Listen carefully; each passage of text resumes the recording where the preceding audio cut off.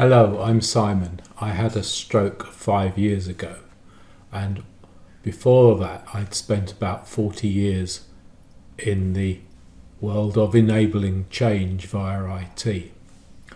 When I had my stroke, I discovered that it destroys your relationship to your own old world for yourself and your family, and that recovering to have a life after stroke is about embracing your new normal, something that is impossible to do, I suggest, without the wisdom that comes from a peer support community.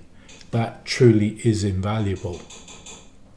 We can do a lot with digital technologies to give people peer support. It won't be for everybody, and it is happening all over the place, piecemeal. It will revolutionise service delivery, giving new paradigms, but they require vision that comes both from folk who understand IT, folk who have had strokes, as well as healthcare professionals. So we need to co-design those new service delivery methods together. That will lead to opportunities in CPD, continuous professional development. It will require changes to undergraduate syllabuses. It will include things like amendment to the stroke-specific education framework. Let me give an example of the sort of change that is coming.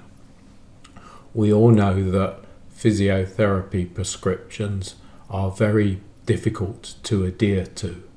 Therapy is delivered as an hour once a week or once a month, whereas what's needed is 10 minutes a day of input and hours a day of practice.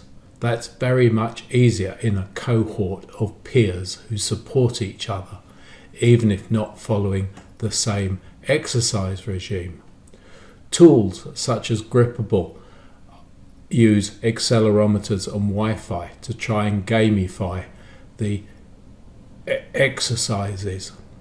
If that information was gathered by a peer support community and the conversation between the peers in the support community was subject to deep learning with AI, we would find many actionable insights. All of that will require the development of enabling ethics, protocols, standards and governance regimes, and critically the beneficial ownership of what will become hugely valuable. Those are the sorts of things that groups such as the Stroke Improvement Group, which is illustrated on the lower portion of the video screen, but many other groups could be embracing and developing. The bottom 2/3 of my video is a screenshot of the Stroke Improvement Group and Stroke Buddies websites. We have a charter which can be arrived at directly by clicking here, or if you go into the search field just a little bit further down, you can search for it and other topics. The various welcome posts for thrivers and for professionals are linked from the top of the page, and these are various different categories of conversation that we have, such as central post-stroke pain, where there has been all sorts of discussions, a very underserved topic.